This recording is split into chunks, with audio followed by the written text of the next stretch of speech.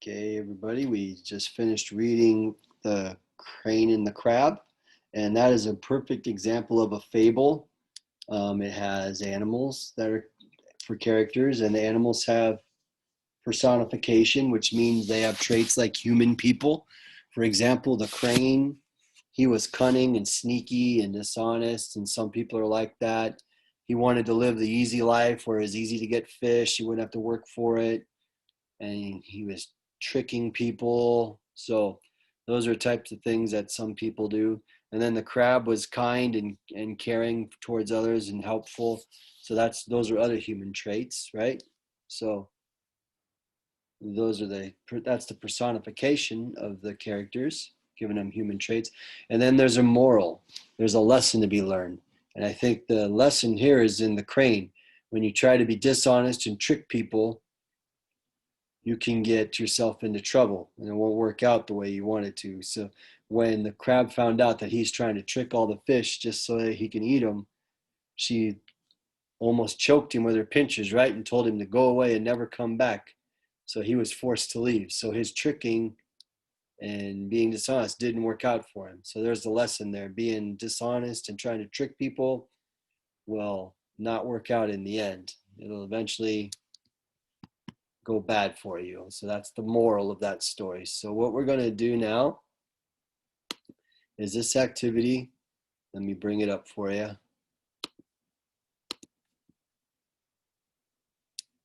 It's right here. Yeah. So we're going to try to think of our own type of fable where you think up your own moral of the story. And there's all kinds of morals. There's all kinds of lessons that you can learn, right? You might have a lesson about being kind, how it's good to be kind to people, or how it's hard work it pays off. It's good to be hardworking, or don't be greedy. These are all good lessons to learn, right? Those are all good morals that a fable could teach us. So what I want you to do is try to think of your own moral for your own fable, and then try to think of 3 animal characters you could have, and then their personification. Like, for example, maybe you could have, I'll tell you what, let me try. I made one today, so let me find it. Hold on. Let's see, where's mine? Stack all my books and papers here. See if I can find it. Got it. Good. So, this is my 24.1.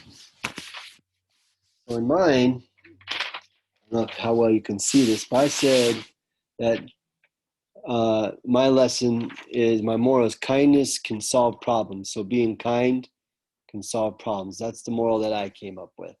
And then after you come up with a moral, a lesson to be learned, I want you to come up with at least 2 animals. You can have as many as 3, at least 2. And then what personification they have. So my first one is a mountain lion. And his personification is like he's a bully. I want to make sure you guys can see this well. So he's a bully. He likes to scare, other animals. And then my next character is a rabbit, and his personification, he's quick, doesn't trust. He's not trusting, because he's a little guy. He's scared and not trusting of big animals like the mountain lion. And then I have an owl, and his personification is he's wise, he's observant, and he's kind. All right.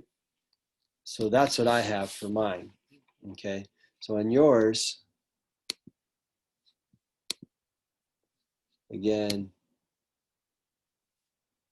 think of a moral. What could be a lesson that could be learned? Then think of, you could have as many as 3 characters, but 2 is fine. What are your characters and what's going to be their personification? How are they going to be like a person? All right. And then let's look down here, the events of your story. There's space for 6 of them, but you need at least 4 to be fine. So what we mean by events is just the important things that happen. So if you're looking for an example, The crane and the crab, here's their events. Crane hatches a plan so they'll not have to hunt for fish anymore. The crane and the crab speak about the fisherman and saving the fish. The crab talks to the fish and the fish listen to the crane's plan. The crane safely carries the king of the fish to the new pond and back again. And the crane eats the next two fish on the way to the new pond. After the crane picks up the crab and threatens to eat her, the crab grabs him by the neck and sends him away forever. So that's just the basics of what happened in the crane and the crab. So I have in mind here, in my story, my events, I said that the mountain lion, you know, he's a mean bully and all that. Mountain lion gets trapped in a pit and he asks the rabbit for help, but the rabbit won't help him because he's scared. You know, he knows what the mountain lion's like. It's like, geez, if I help you, you're just going to come out and get me. And then an owl comes along.